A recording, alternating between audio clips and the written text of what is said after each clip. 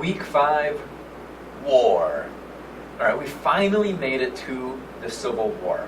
There's been a lot of buildup, a lot of discussion about the early causes, about the ideas of slavery, about how that was being perceived, about threats from different states threatening to secede. We've talked about the politics behind many of these notions about slave states versus free states versus new states and new territories. Finally, the war has come. It is 1861. There's a small fort facing the bay in Charleston, South Carolina, that is bombarded for 30-plus hours, marking the beginning of this skirmish, marking the battle of what would become a 4-year war, one of the bloodiest in terms of American lives lost that our country has ever known. So, I want you to put yourselves in the shoes of those who are here in the country at the beginning of the war. I relate this to the terrorist attacks on 9/11 because of all the wars. That's the moment that I best remember. I can get myself back into that mental space, that trauma, that confusion. But I also clearly remember what the drums of war sounded like. I remember President Bush addressing the Union. I remember his message to first responders there at Ground Zero. Right? And I remember all of that rhetoric about going to war and how excited people got. I remember those are my friends. Right? I was 22, 23 at this time. I remember my friends enlisting in the war. My dad is an Air Force officer who was planning on retiring in January of 2002.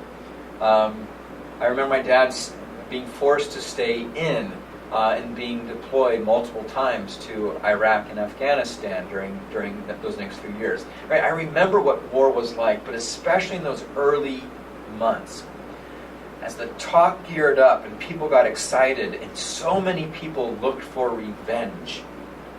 I remember that, and I imagine many of you do as well. I can't say that it's much different than what it was like in the immediate aftermath of this attack at Fort Sumter. I know Abraham Lincoln gives this speech in which he calls for the enlistment of volunteers. Right? We need people to go and fight. Right? This war has come. The time for talk is over. Let's enlist and let's do this. And you can imagine being a 20-something-year-old young man who has never had the chance to hold a musket in a battle before, who has heard stories from grandparents about the American Revolution, about the War of 1812, about Indian skirmishes. I finally having that opportunity to go to war, imagining the glory that awaited him on the battlefield, having that sense of nationalism, of pride, this desire to protect the country, and finally deciding, I'm doing it. Everyone else is doing it. Let's all walk down and let's sign our names up and let's join this war. And that's exactly what happened on both sides, North and South. There is a huge immediate response.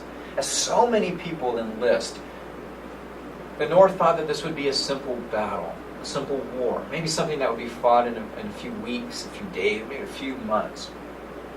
These were amateurs who went to war. These were young men who did not have much military training, who picked up a gun, was given a uniform, asked to march in a line. And what happens when amateurs go to war? What happens in those early battles is chaos and death, lots of it. And suddenly, the ineptitude of the military shows that this war will not be a short one. This will be something that will be fought for years. One of the readings we'll also look at is the experience not of a white soldier, but that of Thomas Higginson, who wrote of his experiences serving in a black regiment. This is an original primary source. Right? This is not someone reflecting upon prior experiences or collecting. This is someone who was actually there fighting. And his record provides a harrowing first-person account of what life in war camps looked like and what life on the battlefield was like. That is our purpose for this week's discussion of war. More than looking at the military history and the different skirmishes, who did what when, we're going to be looking at what life was like for these early soldiers who enlisted in the Civil War. This week, Group 1, great job last week. Group 1, you're responsible for submitting your submitting your response due by Wednesday. Group 2, you're up. This is your week for the discussion board. Group 3, your question is due to me by August 11th. All right, and this is the end of me talking about these group works. It's on you now. No more reminders in my introduction videos. So class, discussion board and week 5 article mapping, and that will be it for your participation assignments for this week.